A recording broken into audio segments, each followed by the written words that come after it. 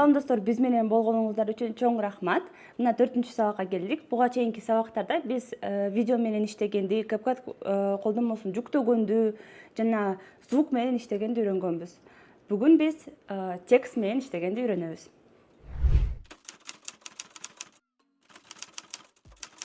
Текст менен иштегенди үйрөнөбүз. Ал үчүн мына звуктан кийин эле башкы менюдагы инструменттерде текст деп турат. Ошону басабыз. Басканыбыздан кийин добавить текст деп чыгат. Басабыз. Бул жакта өзүбүз каалаган текстти жазсак болот. Мисал үчүн, мен буга чейин озвучка кылганым үчүн бул менин гүлдөрүм деп мен ошону жазам. Бул жака. Бул менин гүлдөрүм. Өсү жокко? Мейли, өсү жок болуп турсун. Мынакей, жазганыңыздан кийин даяр болду. Бул жакта галочканы басып, сиздин текстиңиз пайда болот. Сиздин текстиңиз азыр жөнөкөй эле ак болуп турат. Аны алмаштырыш үчүн ошол текстти кайра эле басабыз. Басканыбыздан кийин стили деп турат. Стили дегенге киребиз. Шрифтти же стилди бассак болот. Шрифттен бул жактан русский, английский деп турат. Ошол жактан мисалы үчүн русский дегенден өзүбүзгө каалаган шрифтти тандабасаңыз болот. Мисалы үчүн от руки деп туруп алмаштырып же основной. Бул шрифтиңиздин бүт шрифти алмаштырып турат. Жазылган нерсенин баары өзгөрүлөт. Андан кийинкиси стили деп турат. Бул жакта сиз каалаган шрифттин ар кандай түрлөрүнү же болбосо көрүнүшүн алмаштырсаңыз болот. Бул эң жөнөкөй мына ак, анан кара сызындары менен. Анан астыны байкасаңыз, бул жакта тексттин размерини жана затемнениясын алмаштырса болот. Мисалы үчүн мындай кылып чоң кичинекей кылып, же болбосо бул жакта затемнение, көрүнүшү. Мындай көрүнөт. 100% болгондо толук көрүнөт, андан кийин көрсө азыраак көрүнүп калат. Бул жакта андан тышкары көптөгөн функциялар бар. Мисалы үчүн сияние дейт, жалтыратып койсоңуз болот. Бул жакта отменанын жокко чыгаруунун белгиси турат. Ошону бассаңыз, сиз баскан инструкциялар жокко чыгат. Мисалы үчүн фонду койсоңуз болот. Жана башка ушул сыяктуу ар кандай стилдери бар. Өзүңүз кирип алмаштырып көрсөңүз болот. Андан кийинкине өтөлү. Бул жакта эффекттер турат. Эффекттерди көбүнчө адамдар колдонбойт. Бул даяр. Бул жакта стили дегенде өзүңүз тандап, фон кылып же тени кылып туруп алмаштырсаңыз болот. А эми эффектиде уже даяр шаблондор бар.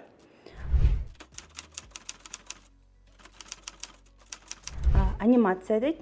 Анимацияда бул сиздин текстиңиз кантип пайда болгону жөнүндө айтып берет. Мисалы үчүн бул жакта печатный текст деп турат. Эң популярдуусу жана менимче кызыктуусу ушул. Бул жакта нет деп, жок деп турган жерде анимациясы жок кылып тандасаңыз болот. Ал эми печатный дегенде бассаңыз, сиздин текстиңиз бул менин гүлдөрүм печат болуп чыгат. Астында турган сызык аркылуу сиз канча убакытта пайда болооруну жөндөсөңүз болот. Мисалы үчүн бат эле пайда болушуну каалайсызбы? Же узак, мисалы үчүн 3 секунд пайда болушуну каалайсызбы? Бул менин гүлдөрүм.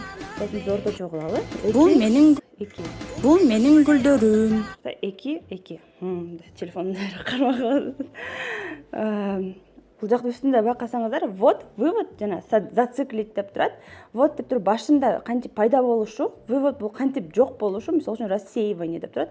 Туруп жок болот сиздин текстиңиз. Жана ар кандай түрлөрү бар, жана вводто дагы ошондой эле ар кандай түрлөрү бар. Көбүнчө негизи вывод, анан ввод деп туруп бөлбөйт. Жалгыз эле вводду колдонушат, кантип башталышында көрүнүшүнө, аягында кантип жок болушуна көптөрү көңүл бурбайт. Андан кийинкиси зациклить, бул башында да, аягында да кантип көрүнөрүн, текстиңиз кантип пайда болуп, кандай жок болооруну жөнгө салат. Биз ввод менен гана чектелели. Мына биздин текст даяр болот. Бул менин гүлдөрүм. Сонун.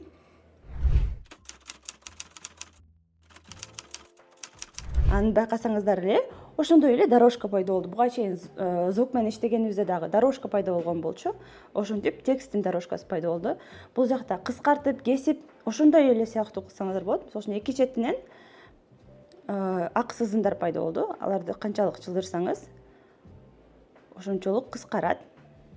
Мисалы үчүн ошондой эле бул жакта добавить тексттин жанында турган разделить деп турат. Ошону басып туруп экиге бөлсөңүз болот. Мисалы үчүн кайра артка кайтыш үчүн баягы эле стрелканы басабыз.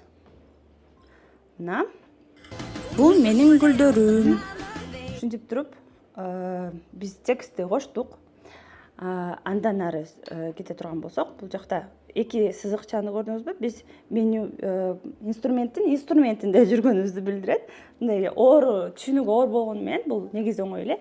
Эки стрелка болсо дагы бир меню бар экенин көрсөтөт. Мына биз артка жылдык, дагы бир менюга келдик. Ушуну менен биз текстти кошконду үйрөндүк, анын стилин алмаштырганды үйрөндүк жана аны анимация кылып пайда болушуну дагы коштук. Андан кийин бул жакта стикер дегенде өзүңүз кааласаңыз карасаңыз болот, бирок бул текстке анча тиешелүү эмес. Андан кийинкиси автоматический субтитры деп турат, автоматический субтитры. Аны басып көрөлү. Бул жакта сиздин ал жакта үн болуп жаткан үнүнгө жараша автоматтуу түрдө субтитрларды коет. Мисалы үчүн бирөөнү сүйлөп озвучка кылсаңыз, ошонун сөздөрүнүн баарын автоматтуу түрдө өзү тизип коет. Бирок тилекке каршы бул кыргыз тилинде жок.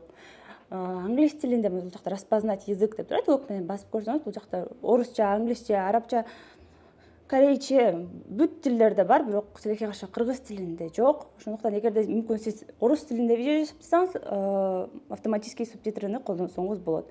Бул жакта все деп турган жерде бул үнүңүз менен же артыңызда фонду дагы кошуп туруп субтитрлейт. Озвучка десеңиз сиз өзүңүз жаздырган үндү субтитрлейт жана бул видео деп турган отдельно бөлөк турганы бул видеодогу үндү гана субтитрлейт. Негизи жеңил эле. Астында шаблондор турат, кантип субтитрлеш керек экендиги. Биздин видеобуз азыр кыргыз тилинде болгондуктан биз муну колдоно албайбыз. Чыгалы. Андан кийин биз айтып кетчү нерсе, бул текстибизди басабыз. Басканыбызда жакта четинде 4 инструмент турат. X деп турганды бассаңыз, ошол видео өчөт, удалить болуп калат. Кийинкиси бул жакта карандаштын сүрөтү менен, карандаштын сүрөтүн бассаңыз, бул жакта сиздин бүт ошол текстке жараша функциялар пайда болот. Андан кийин бул жакта эки сызык, төртбурчтук сыяктуу болуп турат. Бул сызык аркылуу сиз чоңойтуп, кичирейтсеңиз болот. Андан тышкары ушул сиздин экраныңызды басып эле бул жактан текстти аркасы жакка жылдырсаңыз болот. Бул жакта андан тышкары 2 квадраттын сүрөтү турат. Ошону бассаңыз, ошол эле тексттин копиясы пайда болот. Өчүрүш үчүн X'ти басабыз. Буга чейин айтканыбыздай эле. Эгерде бул текст башында эмес, аягында болуш керек болсо, текстти бир басабыз дагы аны жылдырсак болот. Мына башына же болбосо аягына жылдырсак болот. Биз кайра башына алып келели. Ушинтип жылдырсак болот. Буга чейин айтып кеттим десек, бул жакта кичинекей жашыл болуп турган сызык турат. Негизи CapCut'та бүт баарыны чогуу көрсөтө албайт экен. Өздөрүнүн ошо CapCut'ты пайда кылган кишилер дагы өздөрү айткан, бүт баарын бир дорожкада көрсөтө албайт. Ошон үчүн эгерде мындай акыры чыгып кетсеңиз, бул жакта текстиңиз көрүнбөйт. Жалгыз гана видео жана үнү, звук гана көрүнөт. Ошондуктан эгерде текстке же болбосо эффект кошсоңуз, эффектке киргиңиз келсе, башкы менюдагы текстти басышыңыз керек. Андан кийин гана сиздин тексттин дорожкасы пайда болот. Ушуну менен биздин негизи видеобуз даяр. Бул менин гүлдөрүм. Мындан да жакшы кылып монтаждаса болот. Бул жакка үндөрдү кошуп, менимче бир эле видеону ушу эки видеону калтырсак болот. Калгандарына өчүрөбүз. Бир басып туруп эле удалить, удалить, удалить, удалить, удалить деп туруп өчүрүп, мына ушинтип туруп бизде кыска. Бул жакта кайра кайталап кетели. Бул ак сызым турган жерде секундтарды көрсөтөт. Бул четинде 007 деп туруп, биздин видеонун узактыгы көрүнгөн. Даяр видеону көрсөтсөк болот.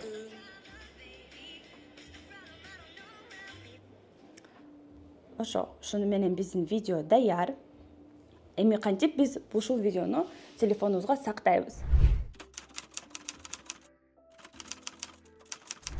Эң үстүндө буга чейин башында айтып кеткенимдей эле экспорт кылуу үчүн инструменттер турат. Мына басып көрөлү, бул жакта 1080p дегенди. 1080p'ни басканыбыздан кийин бул жакта разрешение, частота кадров, bitrate деп чыгат. Разрешениеде эң стандарттуусу бул 1080p. Эгерде видео жасай турган болсоңуз, ушу стандартка ылайыктуу эле экспорт кылсаңыз болот. Андан кийин частота кадров стандарттуусу дагы 30 болуп саналат. Ушинтип эле эң астында приблизительный размер файла деп турат. Ошол жакта сиздин видеоңуз канча мегабайт видеоңуздун көлөмү көрүнүп турат. Ошол үчүн бул видеонун көлөмү 9,1 мегабайт экен. Аны сакташ үчүн бул жакта сактоонун белгиси турат, ошону басасыз. Туруп экспорт болот. Готово. Куттуктайм, сиз ушинтип бир видеону монтаждадыңыз. Биз кайрадан эң башкы бетке келдик. Эң башкы бетте сиздин проект деп турган жериңизде ошол видео пайда болду. Бул жакта сиз ошол видеонун атын алмаштырсаңыз болот. Мисалы үчүн эгер сиз көп видео жасай турган болсоңуз, ал видеонун белгилеш керек болсо, аны атын алмаштырсаңыз болот. Кичинекей болуп 3 точка турат. Ошону бассаңыз, переименовать, создать копию, удалить деп турат. Создать копию бул ошол видеонун копиясын, ошол проекттин копиясын пайда кылуу, удалить бул өчүрүп салуу, ал эми переименовать үчүн алмаштыруу. Бул жакта менин гүлдөрүм деп туруп атыны алмаштырып коелу.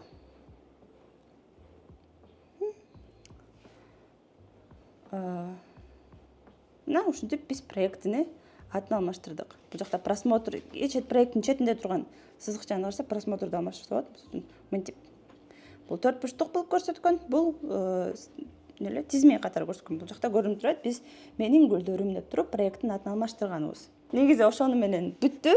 Сиз менен кошо биз CapCut'ты жүктөп, видео менен иштеп, звук кошуп туруп, текстти да кошуп, бүт сохранить эткенге да жетиштик. Ошону менен сизде бир даяр видео чыкты. Биз менен болгонуңуздар үчүн чоң рахмат. Андан кийин бизде кошумча видео да болот, бир видео. Аны да сөзсүз түрдө көрүңүз. Монтаждын базасын үйрөндүңүз деген ишеничтемин. Жакшы калыңыздар.